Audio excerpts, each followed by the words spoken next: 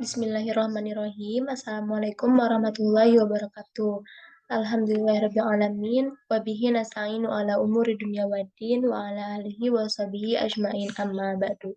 Pertama-tama, marilah kita panjatkan puji serta syukur atas kehadirat Allah Subhanahu wa taala karena atas berkat rahmat dan hidayahnya kita bisa melakukan presentasi online mata kuliah auditing. Sebelumnya, yang terhormat, dosen pengampu mata kuliah auditing 2, yaitu Bapak Azmi Fasa SEMM, dan juga teman-teman dari kelompok 6 auditing. Sebelumnya, kami dari kelompok 6 izin memperkenalkan diri. Yaitu saya Yuliana, selaku moderator sekaligus pemateri, dan juga ada rekan-rekan saya sebagai pemateri, yaitu yang pertama ada Rahmawati Anuri, yang kedua ada Celia, dan yang ketiga ada Putri Asti.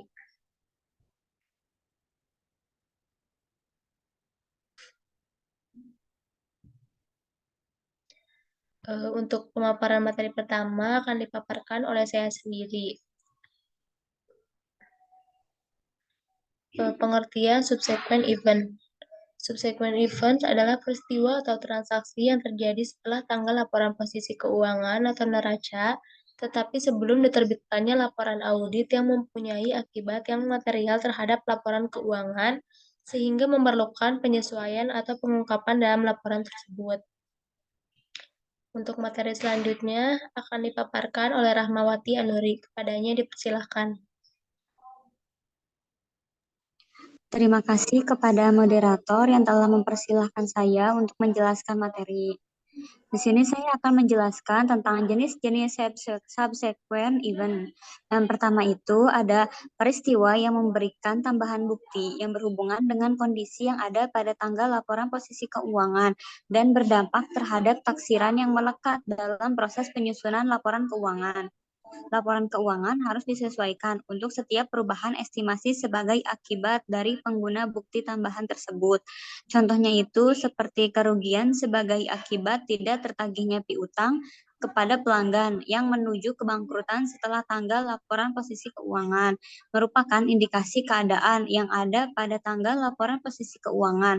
Oleh karena itu, laporan keuangan harus disesuaikan sebelum diterbitkan. Selain itu, kerugian yang sama tetapi diakibatkan karena pelanggan mengalami kebangkrutan karena kebakaran atau banjir setelah tanggal laporan posisi keuangan, bukan merupakan kondisi yang ada pada tanggal laporan posisi keuangan, sehingga laporan keuangan tidak perlu disesuaikan. Penyelesaian tuntutan hukum yang jumlahnya berbeda dengan jumlah utang yang sudah dicatat membutuhkan penyesuaian laporan keuangan jika peristiwa yang menyebabkan timbulnya tuntutan tersebut telah terjadi atau ada sebelum tanggal laporan posisi keuangan. Yang kedua, yaitu peristiwa-peristiwa yang menyediakan tambahan bukti yang berhubungan dengan kondisi yang tidak ada pada tanggal laporan posisi keuangan, namun kondisi tersebut ada sesudah tanggal laporan posisi keuangan. Peristiwa-peristiwa tersebut tidak memerlukan penyesuaian terhadap laporan keuangan. Namun beberapa peristiwa mungkin memerlukan pengungkapan agar laporan keuangan tidak menyesatkan pembacanya. Contohnya itu seperti penjualan obligasi atau penerbitan saham baru. Yang kedua itu pembelian bisnis. Yang ketiga itu terjadinya tuntutan hukum yang disebabkan oleh peristiwa yang terjadi sesudah tanggal laporan posisi keuangan. Yang keempat, kerugian aset tetap atau persediaan yang diakibatkan oleh kebakaran. Yang terakhir itu kerugian yang diakibatkan oleh kondisi seperti penyebab utama kebangkrutan pelanggan yang timbul setelah tanggal laporan posisi keuangan. Next slide. Selanjutnya yaitu ada menurut SAK etap IAI tahun 2009 nomor 156.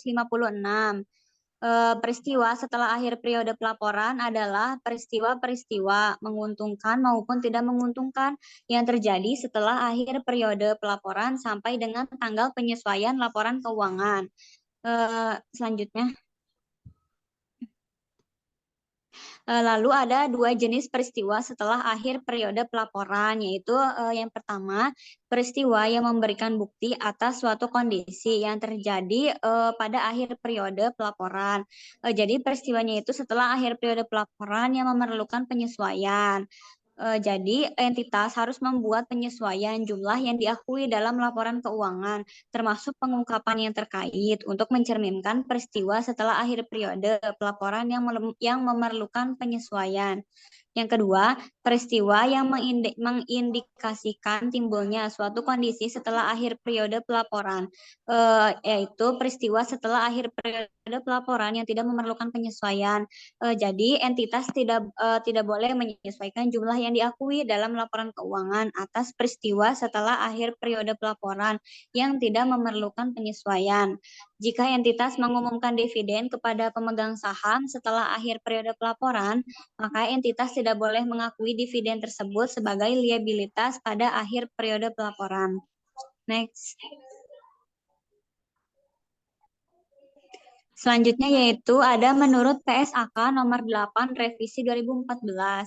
Peristiwa setelah periode pelaporan adalah peristiwa yang terjadi antara akhir periode pelaporan dan tanggal laporan keuangan diotorisasi untuk terbit, baik peristiwa yang menguntungkan maupun yang tidak.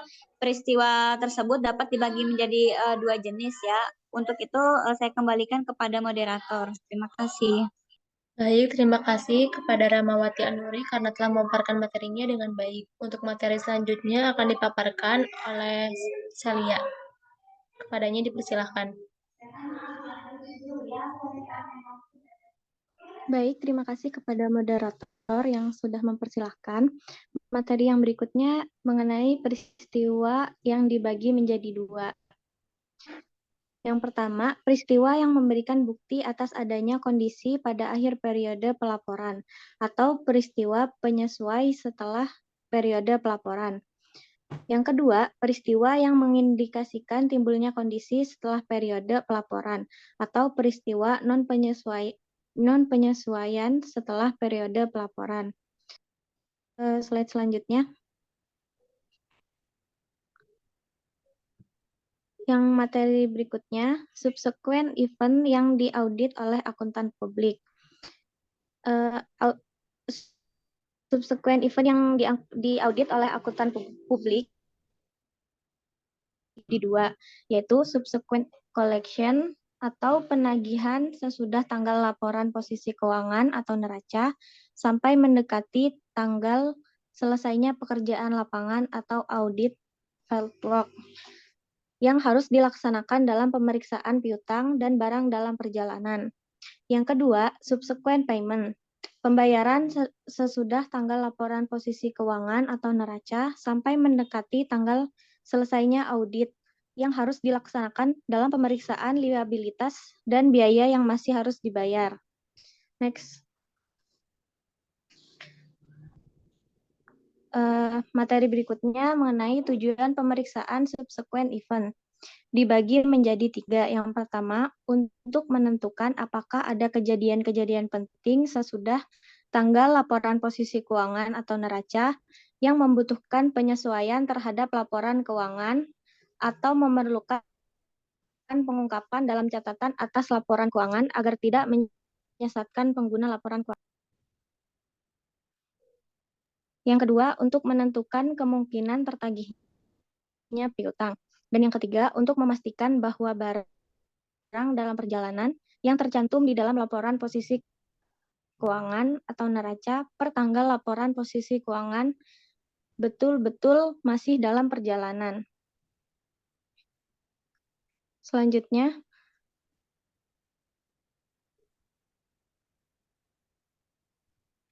yang materi terakhir, pemeriksaan subsequent event. Yang pertama, pemeriksaan prosedur pengeluaran kas sesudah tanggal laporan posisi keuangan sampai mendekati tanggal selesainya audit field work. Yang kedua, periksa penerimaan kas sesudah tanggal laporan posisi keuangan atau neraca sampai mendekati tanggal selesainya audit field work. Yang ketiga, periksa bukti penerimaan barang sesudah tanggal laporan posisi keuangan atau neraca sampai selesainya audit field work. Yang keempat, periksa bukti pengeluaran barang sesudah tanggal laporan posisi keuangan atau neraca sampai mendekati tanggal selesainya audit field work. Sekian materi yang bisa saya sampaikan. Saya kembalikan lagi kepada Baik, terima kasih kepada Celia karena telah memaparkan materinya dengan baik. Untuk materi selanjutnya akan dipaparkan oleh Saudari Triasti. Kepadanya dipersilahkan. Baik, terima kasih kepada moderator. Di sini saya akan melanjutkan materi mengenai pemeriksaan subsequent event dari Celia. Yang kelima itu ada periksa cut-off pembelian dan cut-off penjualan. Yang keenam ada review laporan keuangan interim untuk periode sesudah tanggal laporan posisi keuangan. Yang ketujuh, minta salinan kopi notulen rapat direksi, dewan komisaris, pemegang saham, dan pelajari notulen tersebut untuk mengetahui apakah ada komitmen yang dibuat perusahaan dan baru dipenuhi di periode setelah tanggal laporan posisi keuangan atau neraca. Yang kedelapan, ada lakukan tanya jawab dengan pejabat perusahaan yang berwenang. Slide selanjutnya. Yang kesembilan, kirim konfirmasi ke penasihat hukum perusahaan untuk mengetahui apakah perusahaan mempunyai masalah hukum di pengadilan, misalnya karena ada tuntutan dari pihak ketiga, dan bagaimana pendapat penasihat hukum mengenai status perkara di pengadilan tersebut. Yang ke-10, ada analisis perkiraan professional fees. Yang ke-11, dapatkan surat pernyataan langganan, client response letter. Slide selanjutnya. Materi selanjutnya ada penyelesaian pemeriksaan akuntan.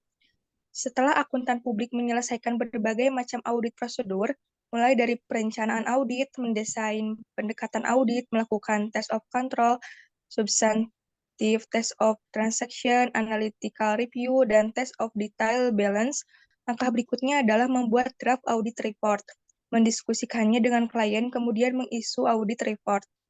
Slide selanjutnya. Nah, di sini tuh ada beberapa prosedur yang harus dilakukan akuntan publik. Yang pertama, periksa kecukupan presentation dan disclosure. Di sini tuh ada 4 audit objektif untuk presentation dan disclosure, yaitu yang pertama, ada kejadian-kejadian dan transaksi yang terjadi dan berkaitan dengan entitas.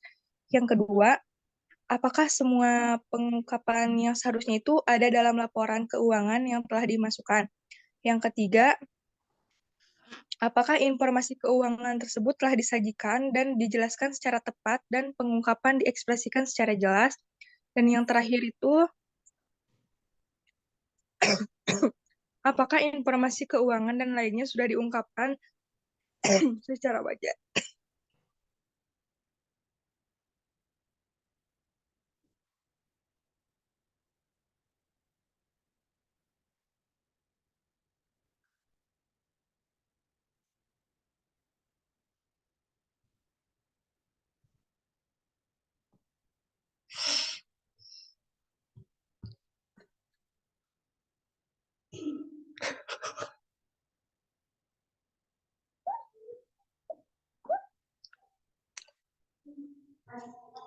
Baik, terima kasih kepada Putri Asih karena telah memaparkan materinya dengan baik.